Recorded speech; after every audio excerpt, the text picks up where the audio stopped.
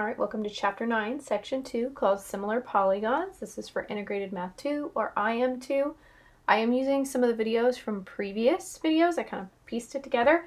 So the numbers may not match perfectly, but they are in order. The first couple things you should see on your screen, you should see a due date here. I don't see it on my teacher preview, but you will see it on your student screen.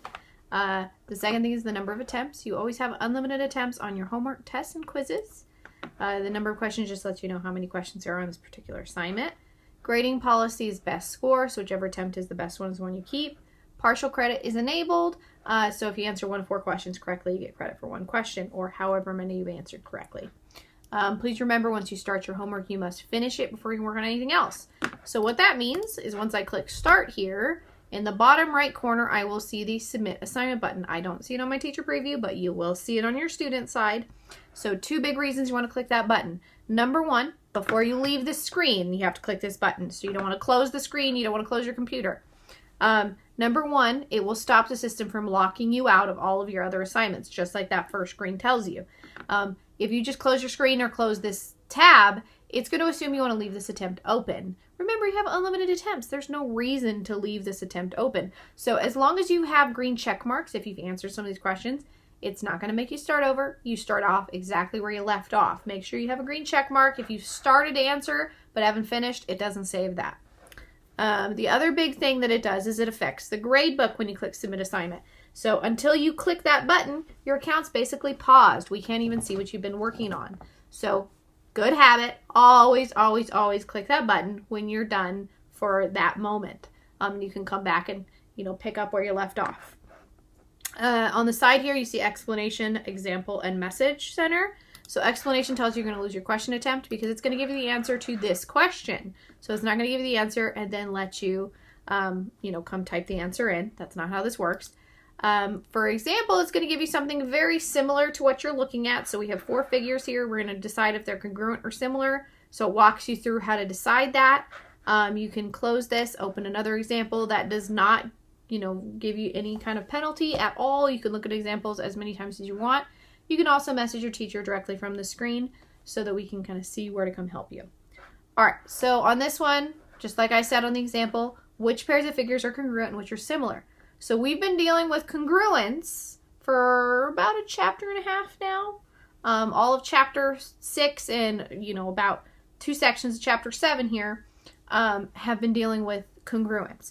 Congruence means the same size and shape, exactly the same shape. So not just 2 triangles, but the same type or shape of triangle. I know that sounds funny, but so congruent is not just the same shape, but also the same size. Similar means it's exactly the same shape, but different sizes. So one will be bigger and one will be smaller, but they need to be the same shape. I need to be able to turn one into the other. So if we look at this one, these triangles do not look similar. They don't even look like the same type of triangle. We have 2, 2, and then this slope is 2 over 2. This has 2 and 1. So if I were to multiply, this guy by 2 to get to the length from the small one to the large one, it wouldn't work for the bottom of the triangle because 2 times 2 is not 2, it'd be 4. So it should be quite a bit bigger.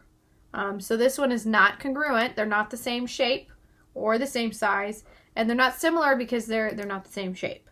So they have to be the same shape to be both congruent and similar. The size is what determines the congruency.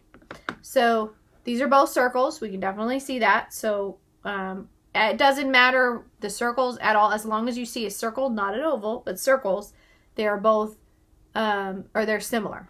So I know they're already similar because they're both similar, or both circles. Congruent, that depends on if they're the same size. So I just want to take a look at across here. I have 4 across and I have 4 down. I have 4 down, I have 4 across. So they have the same diameter, which means that they are the same size circles. So definitely they're both congruent, and they are also similar. If they are congruent, they are immediately similar. Being similar does not make them congruent. So don't go back and forth with that. One means the other, but the other does not mean congruent. So just be careful with your definitions. So for this one, we definitely see that they're both rectangles. We need to make sure that they're similar meaning that I can change maybe this guy into this one.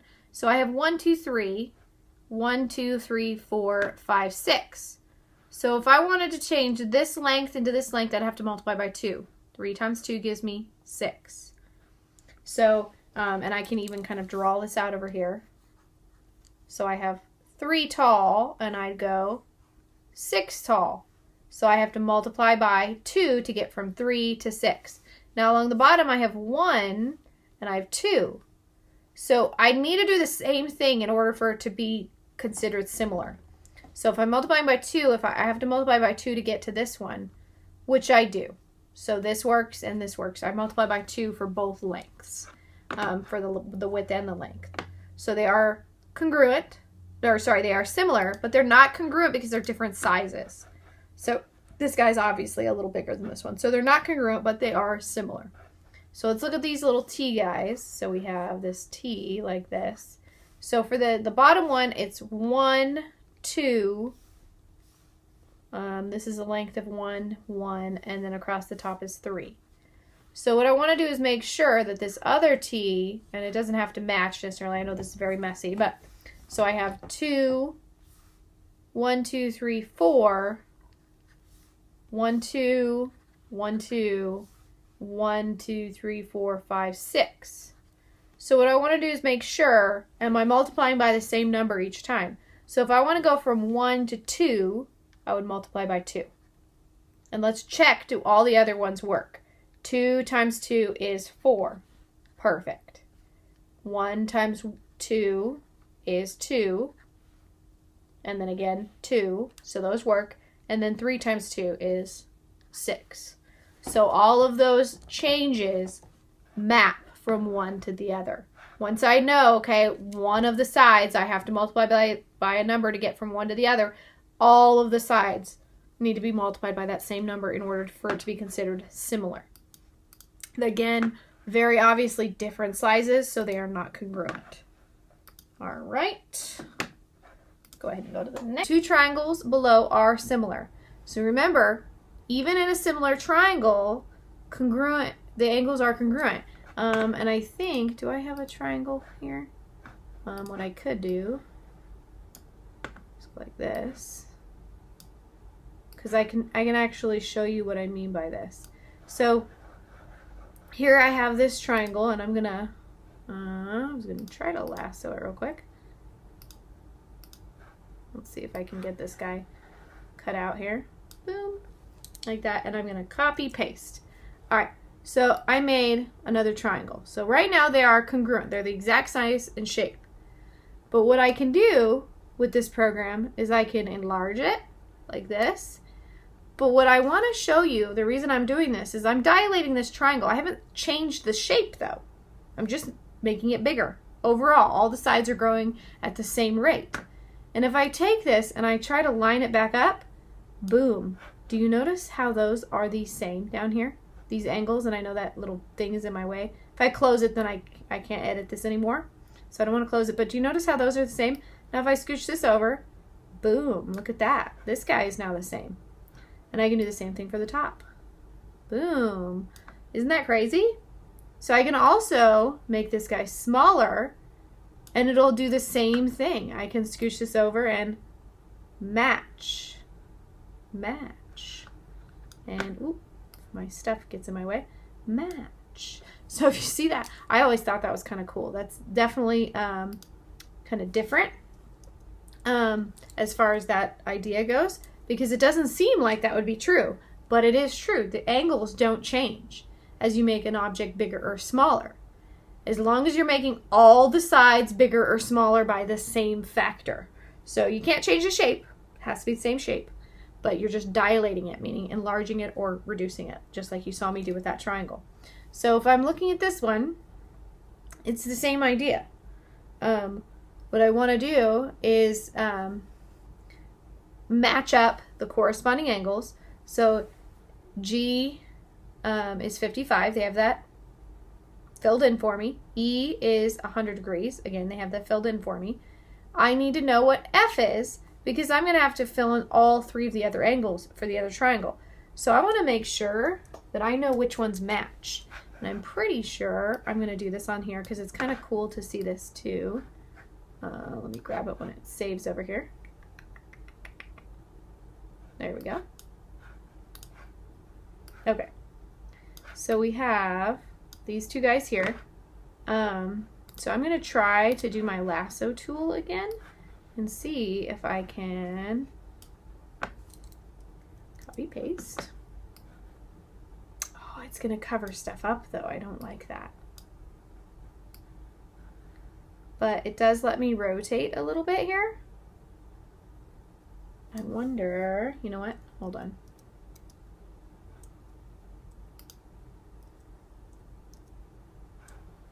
If I do that a little bit neater.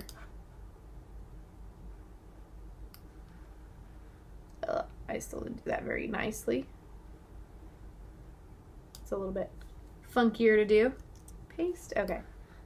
It's a little bit nicer there. All right, I didn't grab the letters because those would have gotten in my way, so we need to make sure that we can track 55 goes with G here, 100 goes with E. So the reason I'm doing this is so that I can kind of turn this so that we can see that this one does in fact come over here and fit right there inside. So if I get the right angle there, boom, look at those, that K matches right up with that E. And now I can kind of shrink it down too so that you can see that they, oop, why isn't it shrinking down? Why is it arguing with me so much? There we go. Nope. Doesn't want to shrink down so much.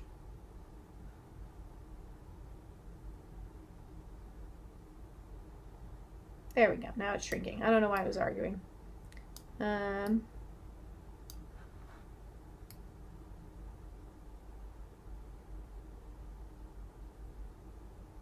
Okay. Guess it depends on which direction I do that. I still need a little bit more shrinking. There we go. So that's pretty darn close right there. Woo! Got it almost right on track there. So just by moving that over, I can see K is 100 and L is 55. Now I know you don't have the ability to do that, you know, on your screen necessarily, but you can download this app actually. It's free. It's called Sketchpad. It's got a little pencil for its icon. Super cool. It just takes a little bit of getting used to with some of those tools. As you can see, I was fighting with it myself a little bit, and I've had this app for years. But it's a very cool drawing tool. Super helpful if you can kind of manipulate the pieces like this. You could also print this page out and, you know, cut the triangles out, play with them. That's another, you know, very plausible option if you have a printer at home. Or if you're at center, you could always ask us to print it for you. I'm not sure we could print it from your screen unless we had a picture, because we usually can't print to the printers from the students' computers. Weird little tidbit there. All right, so let's go ahead and fill in. We need to figure out how are we going to fill in that last angle, because we don't have these two guys here, right? So we need to remember, and this is going back to, I believe, chapter 6, the triangle angle sum theorem. And all that says is that the three angles of a triangle, no matter what triangle it is, it does not matter. Even those, the dorky little triangle I drew here, as long as it was straight lines, I didn't do that very nicely, all the angles add up to 180 degrees. That's what the triangle angle sum theorem says. So if I have 55 plus 100 plus, we'll call that x, these guys have to add up to 180 degrees. That's the triangle angle sum theorem. So I'm just going to go ahead and add together these guys. I have 155 plus x equals 180. So now I'm going to subtract the 155 because I want to know if I can have up to 180 degrees total for all three angles, and I'm already using 155, what's left over? So when I subtract that, 155 minus 155 cancels. And I get, let's see, we're going to borrow, we get 5, we get 2, so we get 25. So this guy's 25. So F is 25, J is also 25. So I can go through now and fill these guys in, 25, 100, and 55. Okay, so we have one more of these. All right, so with this one, I'm going to go ahead and give myself a new screen here. We're going to use the same idea as we did on the last one there with the triangle angle sum theorem, because what we're going to do is we're going to compare these two triangles and all the sides, and then make a decision on whether or not it's congruent, or not congruent, sorry, similar, based on our findings. So we need to go through and fill in all the angles, and we need to fill in all the sides and compare the ratio of the sides, because that will give us an idea of whether or not they're similar. So first, let's fill in the angles here like they're asking. So we have ABC, we have angle A is 41, and then we can also see in DEF, D is also 41. So these match, that's good. B is 56, and E is 56. So remember, triangle angle sum theorem says that they must add up to 180 degrees, all three angles. So they're asking, what is angle C and what is angle F? Well, if I'm using the same angles here, when I subtract from 180, whatever this adds up to, it's going to be the same for both. Whatever's left over is the same, because I'm doing 41 and 56. I'm going to subtract that from 180. For angle DEF, it'd be 41 and 56. It's the same equation. So instead of writing it out, 41 plus 56 plus X, or angle C, equals 180, what I'm going to do is just combine these. So 41 plus 56 is 7, so 97, if I add these two guys together. So I'm using 97 degrees of the 180 that I have available to me. So I'm going to subtract, so I have to borrow again here. So this would be 6, so 63. So 63 degrees for angle C and angle F. These will be congruent as long as these guys are congruent when you start with. If you have different amounts here, then they might not be congruent. Doesn't actually mean that you won't have similar angles if they kind of gave you different ones instead of giving you the corresponding angles congruent. So they, by chance, gave us the correspondings on this one. It's the intro to this idea, so I think they'll do that with you as well when you have your practice problem. All right, use the ruler to find all side lengths for each triangle. Assume all lengths are whole numbers. So we have this ruler feature, and we actually have to go through and measure these. If you did this in class with me, I know I had you cut out a ruler or use one of the rulers I had available in class to do this. So with this guy, that looks like 6 to me. I lined it up to B, and I have 6. So AB, I'm going to say is 6. And then I have to click it again, and I go A. C, that looks like 5. So CA is 5. And this looks like 4 maybe. So if I don't click, I can actually use it more than once. 4. All right, now we have, I have to click, darn it. So it looks like 8 for EF. And FD looks like 10 and 12. So FD was 10 and this guy looks like 12. DE is 12. Yes, okay. I just want to make sure I typed those in right. All right, so here are all the side measurements, going through and using that ruler. Now find the following ratios. Write your answers in simplest form. So they want us to compare AB to DE. Now if I look at this, AB are the first two letters and DE are the first two letters. This is corresponding order. So that's actually how they're written, is in order of corresponding angle. Well, I know A corresponds to D. B corresponds to E. So AB and DE are corresponding to each other, those side lengths. That's a quick little way to read that. So if I go like this, they want it in simplest form though, so they're not going to want 6 over 12. They're going to want me to divide that down. 6 can divide by itself once, and 12 can divide by 6 twice. Now BC and EF, so 4 over 8, that's the same idea. I can divide 4 by itself once, I can divide 8 by 4 twice. And then same thing here, 5 and 10, that's also going to give me 1/2 because I can divide both by 5. I don't want to change these ones, I want to change it in the ratio here. So we want to see this same ratio. This means that from one triangle to the other, we're changing by the same amount. So from the smaller triangle to the larger triangle, it's half the size. So this small triangle, I'm going to turn that off. The small triangle is half the size of the large triangle. Or the large triangle is twice the size of the small triangle. We can kind of look at that either way. But with the half, it just means that the large triangle is half the size. So all of these side lengths, if I look at AB, it's going to be half as big as DE, and that's true. 6 is half of 12. So it's just the way that we compare that. So now we're going to answer, for each one of these little groups, if you notice they're kind of grouped, we're going to click one of the answers. So 3 pairs of statements are shown below. For each pair, select a true statement. So the angles ABC have the same measures as the angles DEF. Well, that was true. We found the same ones. If we didn't find the same ones, we would click here. They do not have the same measure angles. And if we can't match up all 3 of one triangle to all 3 of the other triangle, they're not going to be similar. So we need to be able to match them up at the end here.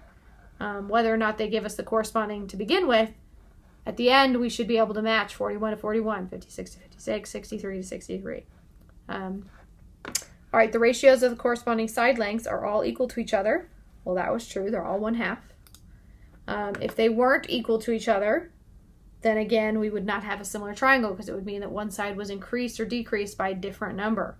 Remember, just like you saw me dilating that triangle earlier, I was enlarging all sides the same. I was just enlarging the entire figure or shrinking it by the same amount. So the triangles are similar because the angles are congruent and the sides are corresponding sides have the same ratio. If I answered no to either one of these, they do not have, I would say they are not similar. Alrighty. Uh-oh, your answer in part A is incorrect. Did I subtract wrong? 5, 6, 7, 8, 9.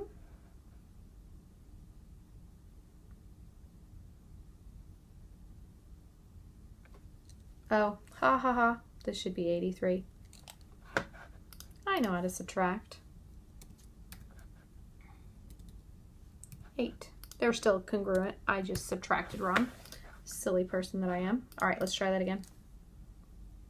Ta-da!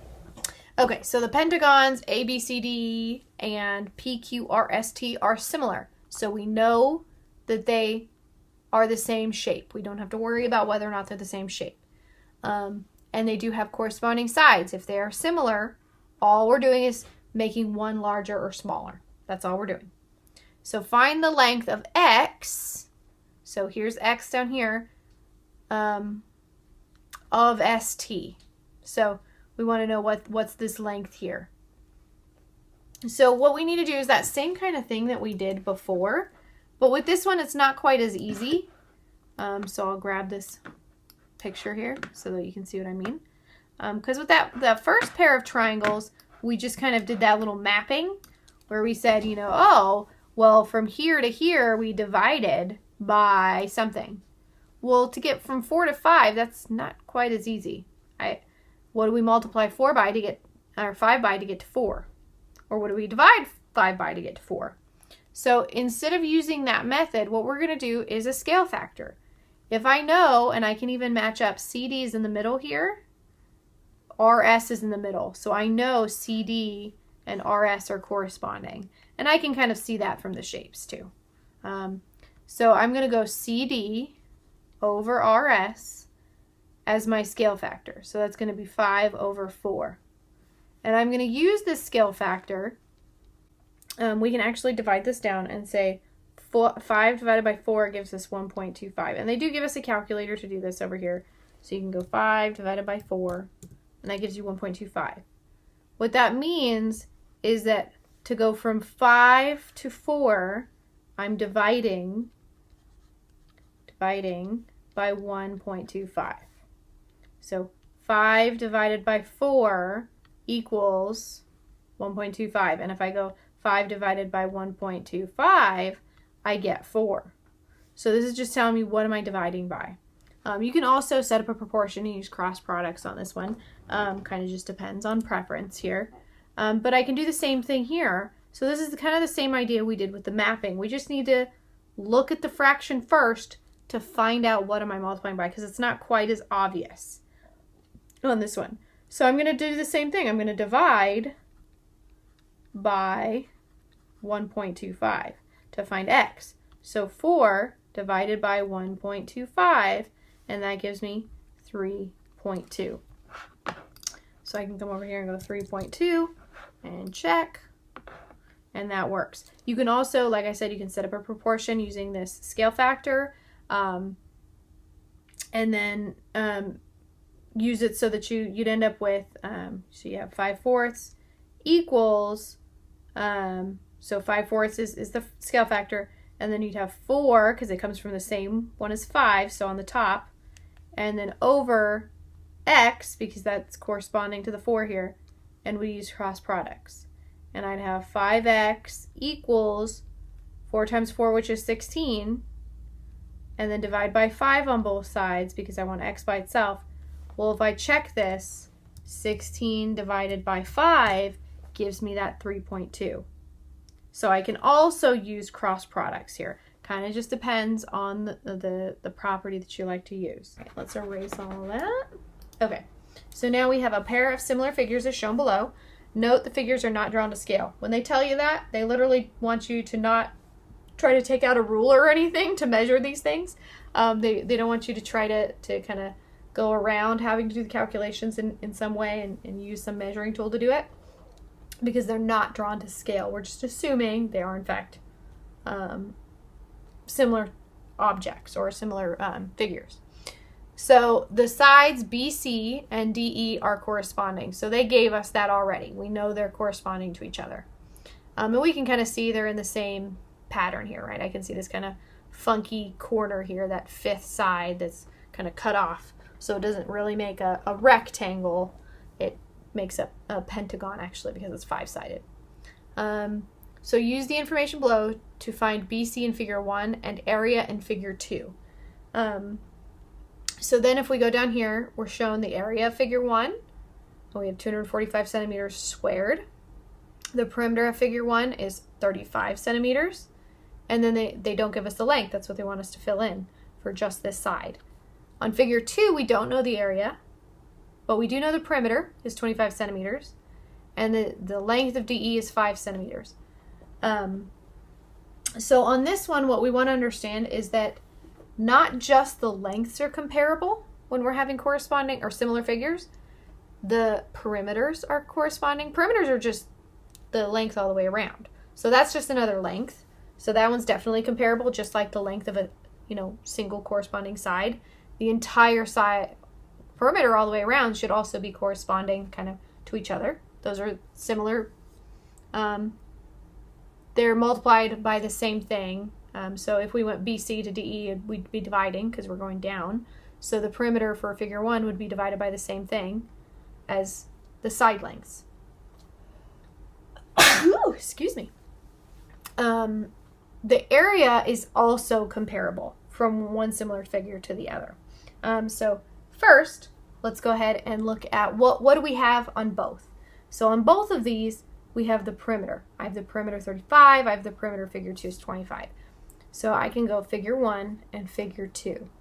And the reason I want to do this, so this is figure 1, and this is figure 2, I can get a scale from this because these are comparable lengths. So I can divide this down. They can both divide by 5. So if I divide by 5, I get 7. If I divide by 5 here, I get 5. So this is my scale factor from figure 1 to figure 2. It's a scale of 7/5. So now I can use this scale factor to find my missing pieces. So since this is a length, I don't have to change this scale to use it for the lengths for BC and DE. So remember, this was 1 and this was 2 for figure 1, figure 2. So BC is figure 1. So if I want to know BC, I'm just going to go X for that guy because I don't know it. Figure 2, I have 5 for the DE. Now, if we kind of just look at this proportion without even doing anything, if this is 5, it didn't change at all. So do we think that 7 is going to change at all? It's not. It couldn't in order for these to be the same. But we could go through and we could do the cross multiplication. 7 times 5 is 35 equals 5 times x is 5x, and I could divide by 5, divide by 5. 5 divided by 5 cancels. 7 equals x, because 35 divided by 5 is 7. So before I even do this, though, I can look and see, okay, well, what do I have to do to get from here to here? Whatever I have to do, which I'm multiplying by 1, I'm not changing anything. I do the exact same thing on the top. So it's just kind of one of those things you can take a look at that proportion before moving forward to see, can I, fill this in, without the cross multiplication. And in this case, not too terribly hard if we notice, okay, well, 5 stays 5, so 7 must stay 7. All right, so we know that it's 7 centimeters and 5 centimeters for the lengths. Now I need to look at the areas. So I can still use this 7/5 for the ratio or the scale factor, but when I go to area, I have to square it because area is 2-dimensional. So I have to make this scale factor 2-dimensional. So 7 squared is 49, and 5 squared is 25. Make sure you square both the top and the bottom. So I'm going to use 49 over 25 instead of 7 over 5. So now figure 1, figure 2, like this, and I have 49 over 25. So the area of figure 1, I have that. That's 245. I don't have the area of figure 2, so I'm just going to use x again. It doesn't matter if you use the same variable. If you don't like that, you can use a different variable. Totally up to you. All right, so we're going to do cross multiplication here. So 49x, because 49 times x, equals 25 times 245. Let's use our handy dandy calculator for that one, because I don't want to mess up my 25s here. And that's definitely a nice big number. So 6,125. Our last step. This is multiplied by 49, so we're going to divide by 49. 49 divided by 49 cancels, so let's come over here and go divided by 49 equals, it did go in evenly, nice, 125. And this is going to be 125 centimeters squared. They already have the centimeters squared there, though. So, so this is just another way of going through and finding or comparing the scale factor from area and length. So if it's a length, it's all the same scale factor, whether it's one side or the entire perimeter. That's just length. We're just adding lengths together. But area, remember, that's 2-dimensional. Now I'm looking at length and width, even though I know it's not, truly length times width on this one. It's a little different, but that's still the same idea. It's 2-dimensional when we're looking at area. So we have to square that scale factor, and then we can compare. All right, so that was section 7, and that was it for today. We only had these 2 questions. I believe that is the end of chapter 7, so I will see you in chapter 8.